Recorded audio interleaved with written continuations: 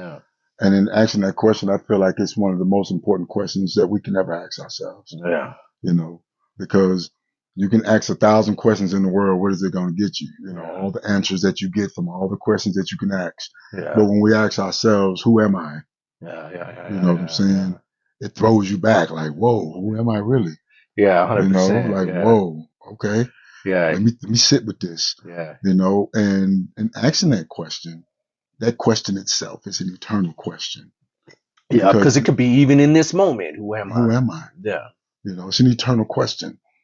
Yeah. And also being in this moment, I could be something, right?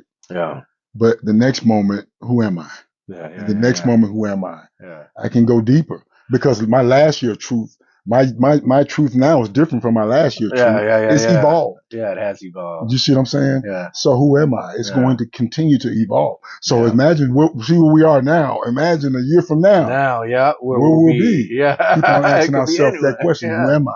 Yeah.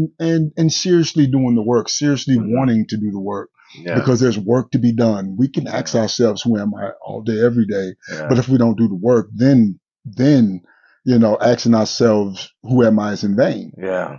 But ask yourself when you know you're ready to do the work. Yeah. When we're ready to face our shadows, our demons, all of that stuff. Yeah. Because brother, they still come. They're still coming. Yeah. They're still coming. Yeah. They're still knocking on the door. Boom, boom, boom, boom, boom. All Loud. day. Yep. Carlos. Yeah. Come on, man. We miss you. Yeah, we want to eat. So this is the only way they can eat is if we surrender to the desire of the lower frequencies. Yeah. The only way they can eat. Yeah. But if we be still, yeah. with showing them their energies. Yeah. They're not, see, people say bad.